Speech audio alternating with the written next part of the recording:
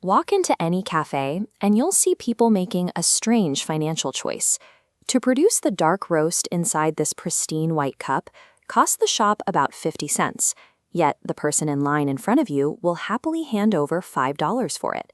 If we ran a lab test, the liquid in both cups is chemically identical. The water is the same temperature, and the caffeine kick is exactly the same.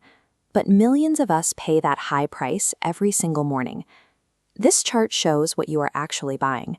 Down here is the 50-cent base cost of the beans and water. That massive $4.50 gap represents an invisible asset called brand equity.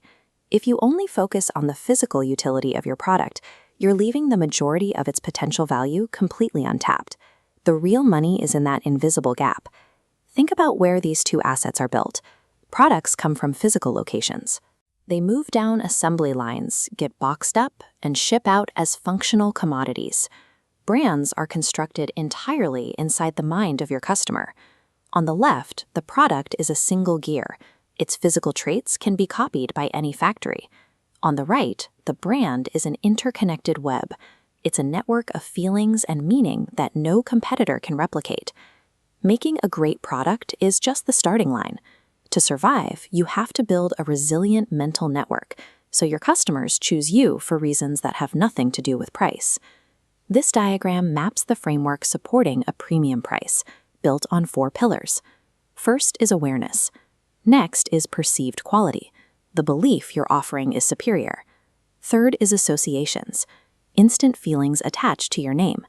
Finally, loyalty, bypassing cheaper competitors to buy from you. True brand equity only exists when all 4 of these pillars work together to bear the weight of that premium price. There is a common threat that can destroy this entire structure, and it's usually driven by a single bad month of sales. Panicking over monthly quotas, managers often launch desperate promotions. They print aggressive 70% off signs and cover the windows to grab attention.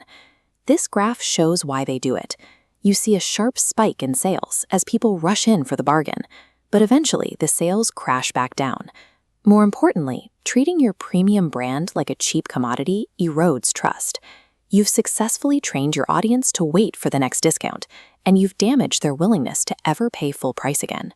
Optimizing for a quick transaction today can eventually bankrupt your long-term reputation. So what is the ultimate payoff for fiercely protecting those 4 pillars over time? This page shows a measure called the price premium. It's the most direct way to see loyalty in action. Basically, it's the extra money a customer chooses to spend on you even when a cheaper, similar product is sitting right next to it. Strong equity also drastically lowers the cost of finding new customers. Your loyal base starts doing the marketing for you, recommending the brand to others. This moves the relationship past a single purchase into a monopoly of perception, where your customer doesn't even bother to look at the alternatives. Think about your own business, project, or career.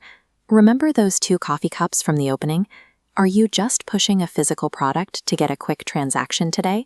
Or are you building those pillars of awareness, quality, and trust that guarantee your future? Real success happens when you win that small, critical bit of trust inside your customer's mind.